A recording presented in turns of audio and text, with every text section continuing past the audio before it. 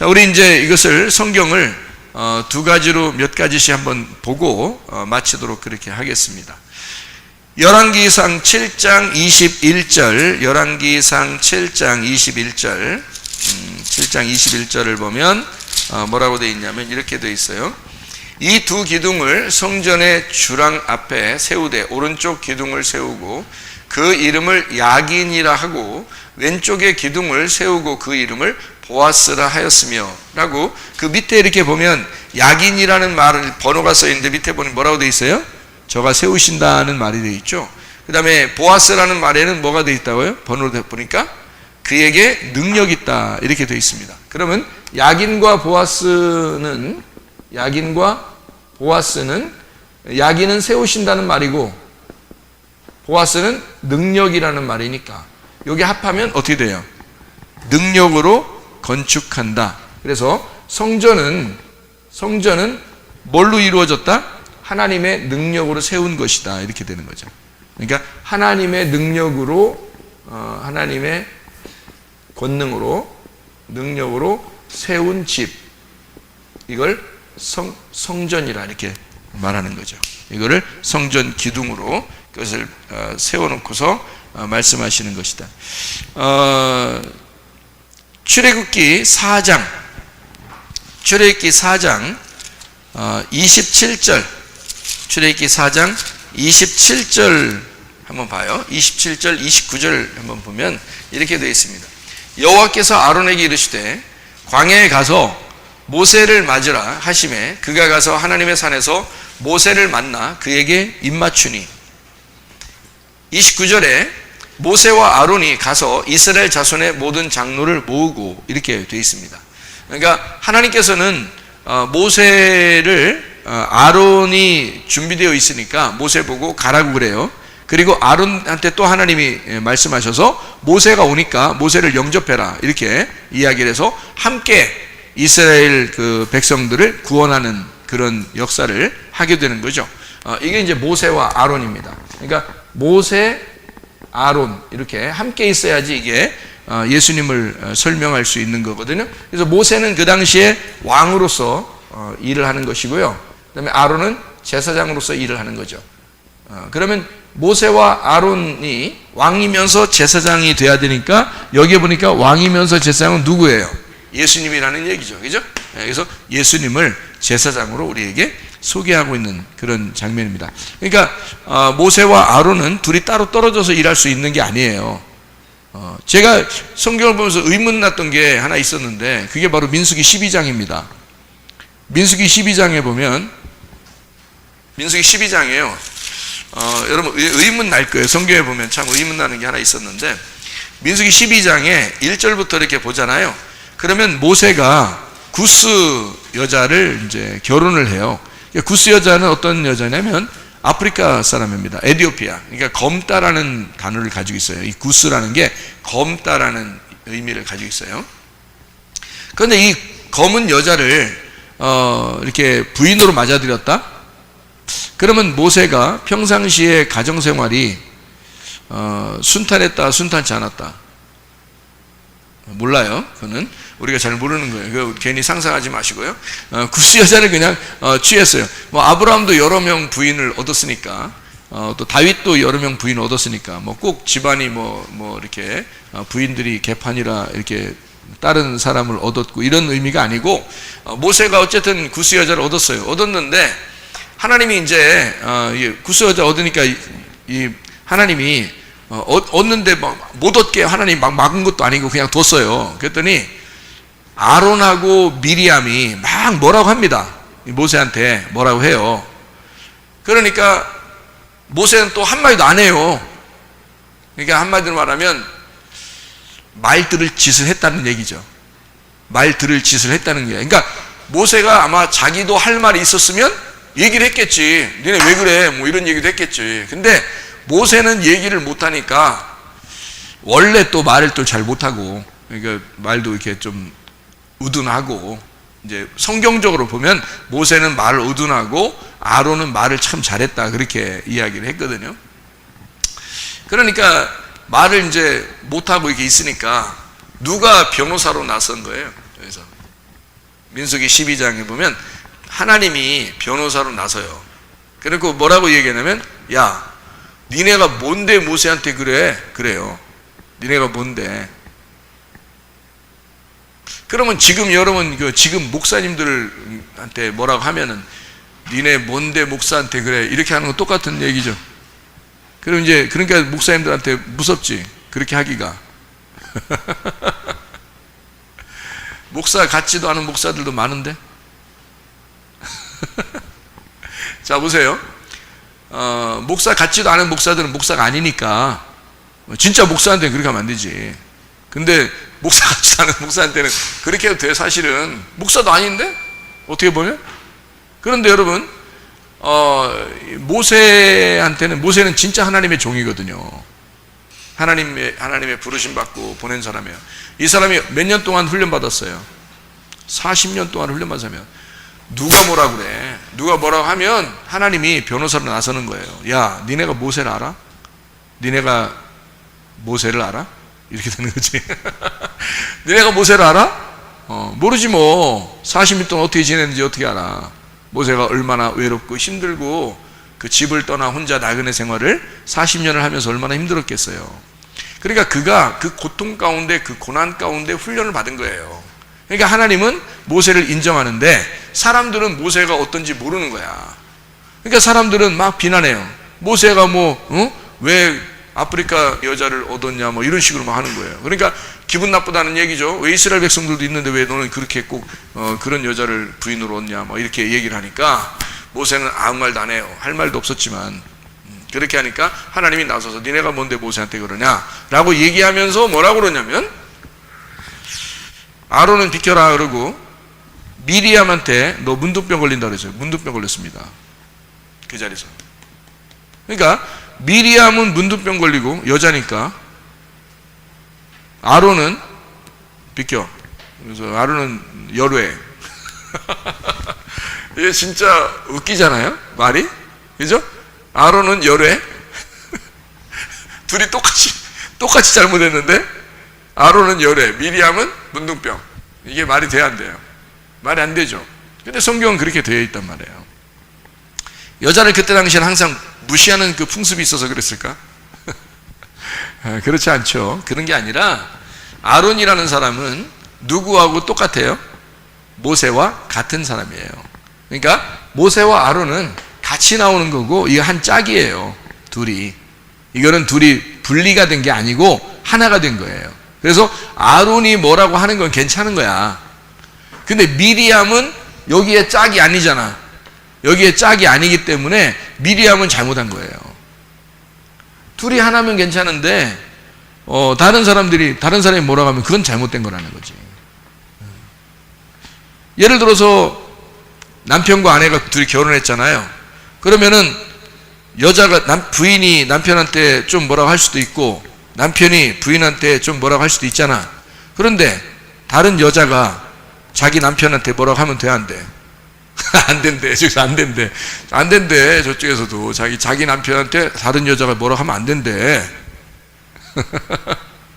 그러니까 모세와 아론은 지금 어떤 관계냐면 하나의 부부와 같은 거예요. 하나가 된 존재고, 왕과 제사장으로서 하나가 된 예수님을 설명하는 건데, 미리암이 뭐라고 하는 건 안 된단 말이야.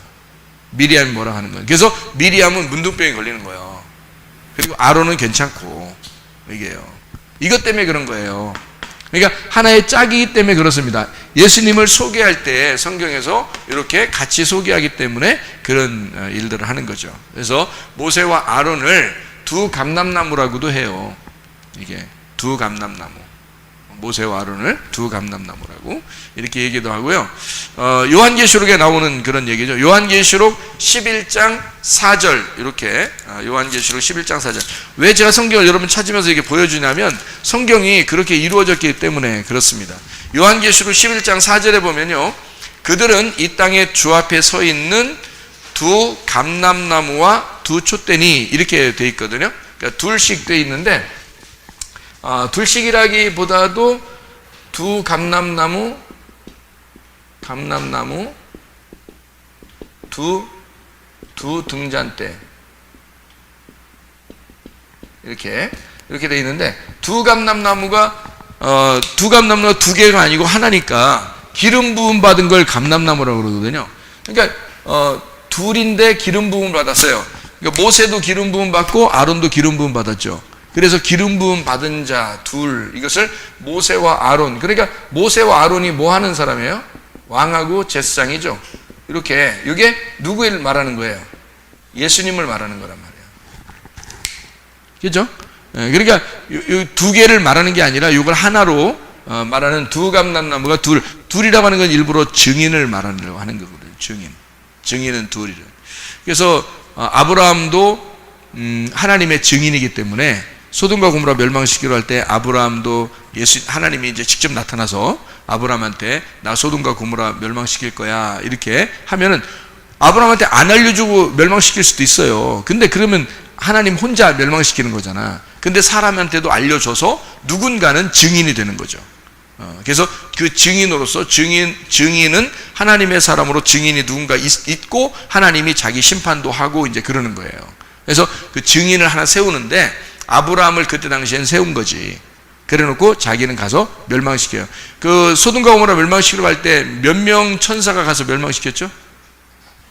2명. 그러니까 왜 둘씩 그렇게 돼? 그게 증인이니까 그런 거예요. 누가복음의 그 10장에 보면 70제자를 파송합니다. 70제자를 파송할 때 몇 명씩 보내죠? 그렇죠. 그냥 지금 시간은 자꾸 둘이라고 하면 딱 맞아요. 그러니까 둘씩 이렇게 보낸단 말이에요. 왜 둘씩 보낸다고요? 증인이니까. 사도행전 1장 8절에 보면 예루살렘과 온 유대와 사마리아 땅까지로 너희가 내 증인이 될 것이다. 증인, 그죠? 증인 항상 이렇게 승리하면서 나가는 거예요. 그래서 승리하면서 사진도 찍고 이렇게 승리하면서 나가는 거예요. 이렇게 증인은 어떤 사람이 어떻게 될 때 성령이 너에게 임하시면 너희가 권능을 받고 이렇게 예루살렘과 온 유대와 사마리아 땅까지로 너희가 내 증인 된다 할 때 그 증인은 한 사람이 아니라 둘이 돼야 돼요. 그러면 내가 이제 어디 전도를 갈 때는 나만 전도를 가는 게 아니라 누가 같이 있어야 돼? 예수님이 나랑 같이 있어야 돼. 그래서 둘이 같이 증인이 되는 거죠. 그러니까 예수님이 능력을 안 줬는데도 막 전도 나갔어. 그러면 전도 하나만 와요. 그거는 증인이 아니잖아요. 그러니까 예수님이 보낸 증인이 되려면 예수님과 그 사람이 같이 있어야지. 그래야 증인이 되는 거죠. 그죠? 예, 그래서 둘씩 꼭 이렇게 필요한 거예요. 자, 요게 이제 예수님이고 두 등잔 때는 둘이니까 증인이죠. 둘이니까 증인이고 등잔 때는 뭐예요? 촛대니까 이게 요한계시록 1장에 보니까 그걸 뭐라고 돼 있어요? 교회라고 돼 있죠. 그러니까 두 개의 교회인데 두 개의 교회가 아니라 증인의 교회라 이 말이야. 그러니까 요 두 개를 합쳐보면 어떻게 돼? 예수님과 교회가 이 마지막 시대의 두 증인이란 말이에요. 이해가 되겠어요? 그러니까 예수님과 교회가 지금 이 마지막 시대에 두 감람나무와 두 촛대를 말하는 두 증인이라 이거지. 그게 나오는 거죠. 이거 원리를 알면은 금방 이해가 되겠죠, 그죠? 원리를 알면. 원리를 모르면 근데 헷갈린 거지.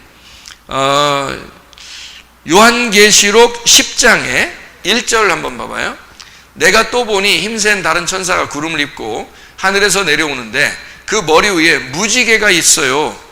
그 얼굴은 해 같고 그 발은 불기둥 같다네요. 그럼 여기서 한번 찾아봐봐요. 뭐뭐 나오나? 다 봐봐요. 뭐뭐 나와요? 10장 1절에 뭐뭐 나와요? 계시록 10장 1절에는 뭐뭐 나와요? 구름이 나오죠 먼저. 구름이 나오고 그 다음에 뭐가 나와요? 무지개가 나오고요. 무지개가 나오고 또 이제 해같이 빛나는 그런 게 나오니까 그 다음에 불기둥이 나오죠. 그러면 이제 딱 봐봐요. 뭐와 뭐가 딱 똑같이 나오나? 자, 우리 성경을 한번 찾아보죠. 창세기 9장 13절. 창세기 9장 13절. 창세기 9장 13절 봐봐요. 9장 13절. 뭐라고 돼 있어요? 내가 내 무지개를 구름 속에 두었나니 이것이 나와 세상 사이에 언약의 증거다. 이렇게 돼 있죠. 그러면 무지개는 뭐와 뭐가 있을 때 생기는 거죠? 구름하고 빛이 있을 때 생기는 게 무지개거든요. 그러니까 그 빛을 아까 뭐라고 그랬다고? 빛을 불이라고도 했죠. 그러니까 빛을 불이라고 했잖아요. 이걸 개념을 모르면 여러분은 불은 불이고 빛은 빛이라고 생각해요, 여러분이.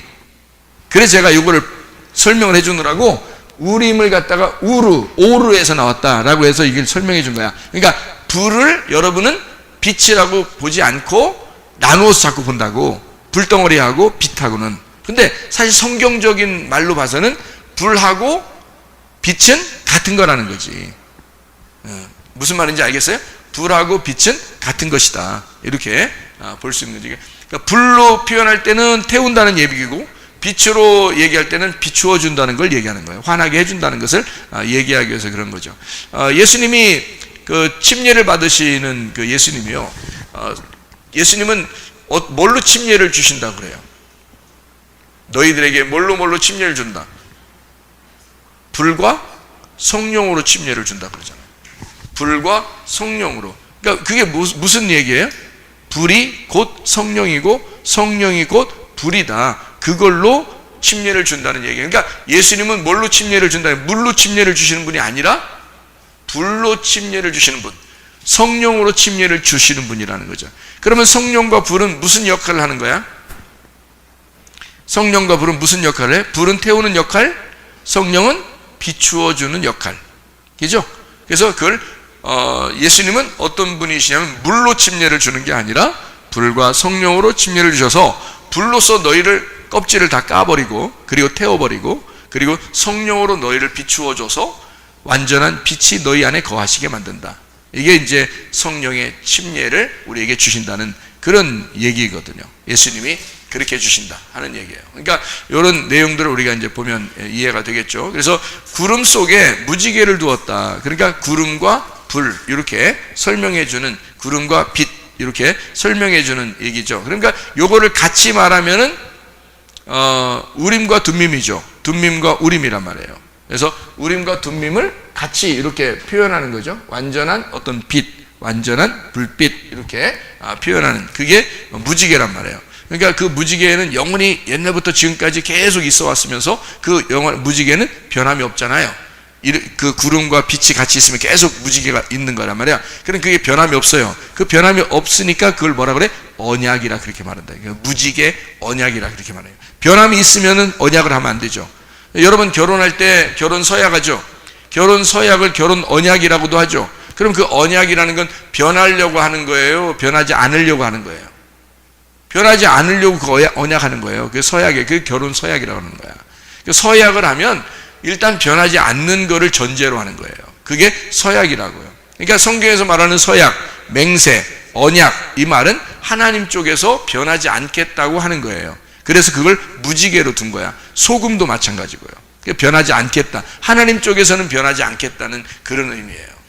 그것을 언약이라고 표현한 것입니다. 또 스가랴서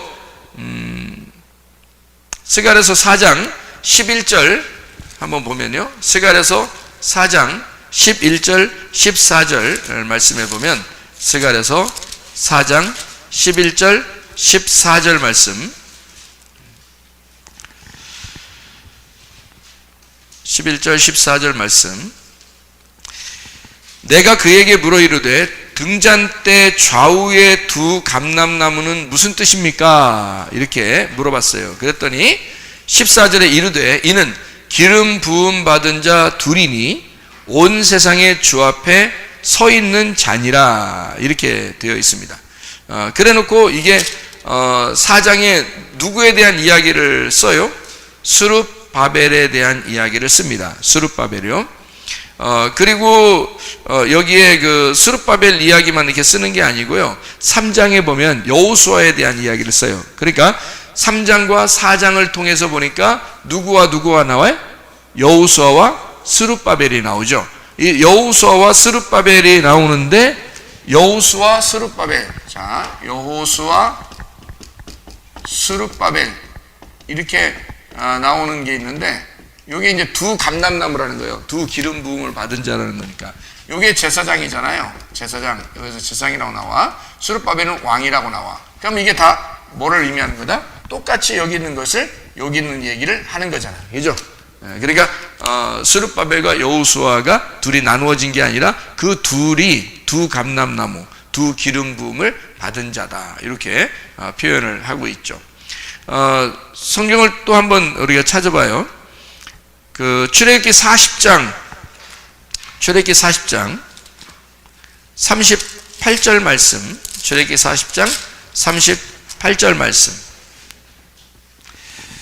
출애굽기 40장 38절 보니까 낮에는 여호와의 구름이 성막 뒤에 있고 밤에는 불이 그 구름 가운데에 있음을 이스라엘 온 족속이 그 모든 행진하는 길에서 그들의 눈으로 보았더라, 이렇게 돼 있어요. 그러니까 여기 지금 낮에는 구름기둥, 밤에는 불기둥이 어떻게 두 개라는 거예요? 하나였다는 거예요. 하나였다는 거지. 어떻게 이루어졌다는 거예요? 구름 속에 불이 있음으로써 하나로 이루어져 있다. 그래서 구름과 불이 같이 있는 거였어. 구름과 불이 같이 있었는데 낮에는 구름으로 이렇게 나오는 거고 밤에는 불로 이렇게 나오는 거예요. 그러니까 이게 구름 속에 불이 같이 있었던 거죠. 그러면 구름이 이제 우리로 말하면 뭘로 이루어진 거예요? 구름이? 구름과 불이라고 했으니까. 그러니까 이거를 또 이제 같은 내용인데, 구름기둥, 불기둥이죠. 민수기 12장을 한번, 민수기 12장 5절도 한번 봐봐요. 여호와께서 구름기둥 가운데로부터 강림하사 장막문에 서시고 아론과 미리암을 부르시는 자 그 두 사람이 나아가매, 이렇게 되어 있습니다.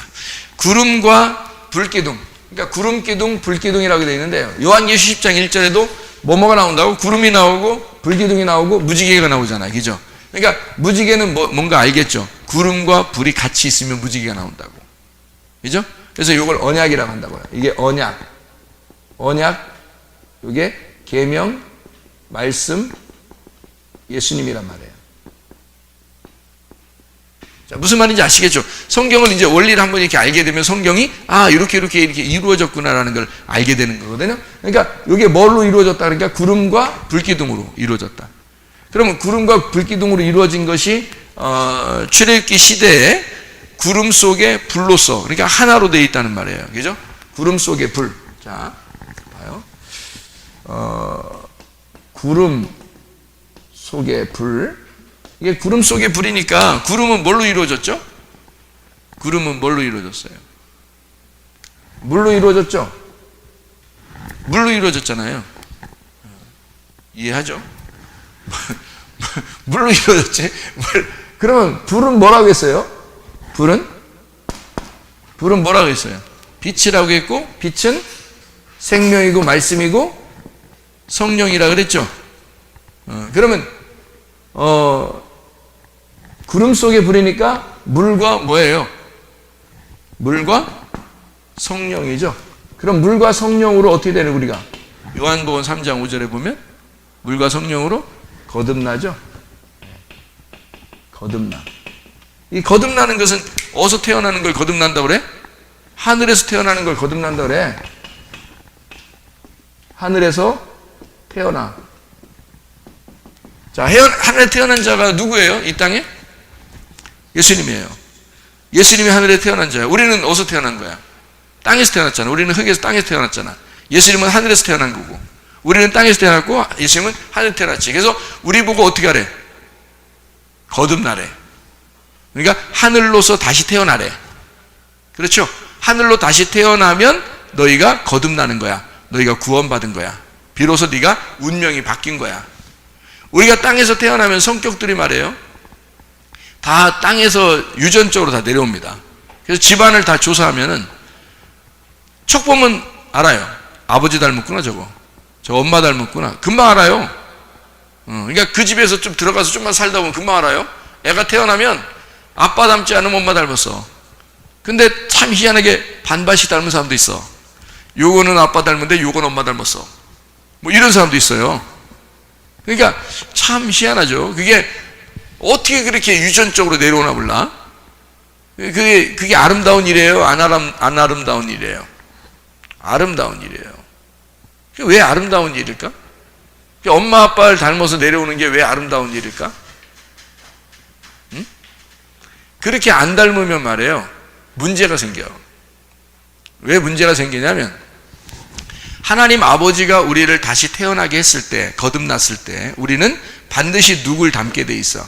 하나님 아버지를 닮게 돼 있는데, 만약에 이 땅에서 여러분이 태어났는데 유전적으로 엄마 아빠를 안 닮으면 우리가 다시 태어나서 거듭나서 하늘로 태어났는데도 하나님 아버지를 안 닮을 수가 있어. 그런 문제가 돼야 안 돼? 문제가 되죠. 땅에 있는 것이 매이면 하늘에서도 매이고, 하늘에서 땅에서 풀리면 하늘에서도 풀리니까 땅과 하늘은 같은 거란 말이에요. 그래서 여기에 있는 원리와 물질적인 걸 가지고 영적인 세계를 설명해 주는 거예요. 그렇기 때문에 유전적으로 반드시 이어받게 돼 있어요. 엄마 아빠. 이건 분명히 안 닮은 얘가 문제가 된 거야. 발가락이 닮았네, 뭐 이런 얘기도 있죠. 다른 게 하나도 안 닮, 자기 집안하고 하나도 안 닮았으니까 연구했다는 거 아니야? 그래서 발가락이 닮았네 이렇게 하고서 용납했다는 얘기 안 얘기죠? 그런 얘기도 있잖아. 그건 진짜 가슴으로 낳는 거죠. 가슴으로 사랑하는 거야. 그런 마음, 용서하는 마음으로 사랑하는 거예요. 자, 어쨌든 발가락이라도 닮아요. 발가락의 발톱이라도 닮아요. 그래서 우리가 거듭나서 하늘로 다시 태어났을 때는 하나님 아버지를 반드시 닮게 돼 있단 말이에요, 여러분. 하나님 아버지를 반드시 닮는다는 얘기는 뭘로 닮았다는 얘기예요? 예, 성령으로 위에서 태어났다는 얘기야. 하나님의 언약의 무지개로 빛이 들어가 만났다는 얘기예요. 그래서 여기에 성령의 생명으로, 그 말씀으로 하나님의 자녀가 된 사람들은 하나님을 반드시 닮은 사람들이다. 하나님의 자녀다. 그래서 우리는 거듭난 사람은 땅의 자녀가 아니에요. 여러분 부모의 자녀가 아닙니다.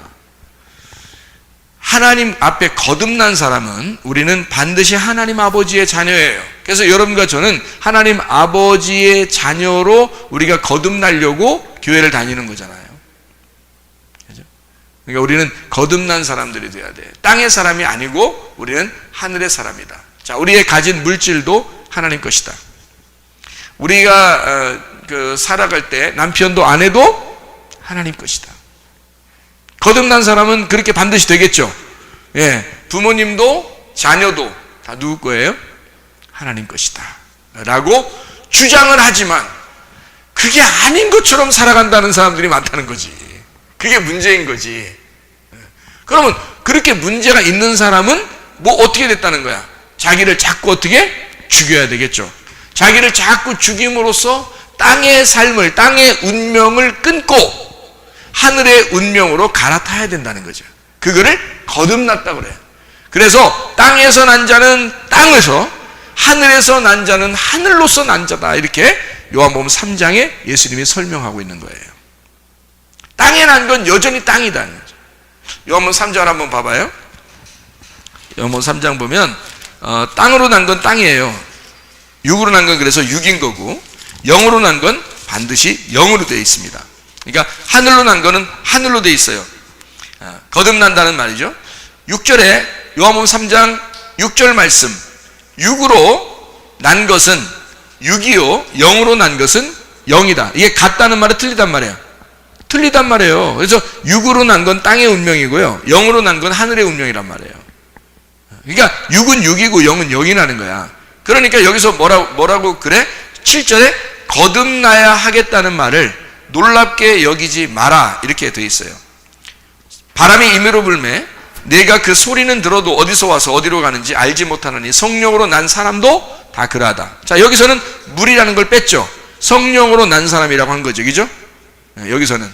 그러면 여기 요한복음 3장 5절의 말씀에는 뭐라고 돼 있다고? 뭘로 거듭나야 된다고 했다고? 물과 성령으로 거듭나야 된다고 했다고. 그러면 요한복음 3장 5절에 물과 성령으로 거듭난다는 말을 이렇게 쓴 것은, 잘 봐요. 물과 성령이라고. 성령으로 거듭난다. 그러면 이 물이 뭐라고? 육이라고. 성령은 영이라고. 육은 땅에서 있는 거라고요, 영은 하늘로서 온 거라고요. 그러니까 예수님은 지금 거듭나는 것을 어디로부터 거듭나야 된다? 다시 태어나야 된다? 하늘로서 성령으로 다시 태어나야 된다라고 얘기하는 거예요. 여러분, 땅의 운명을 그러니까 여러분이 저주하지 말란 말이에요. 땅의 운명을 저주할 필요가 없어요. 우리는 뭘로 태어나면 되니까?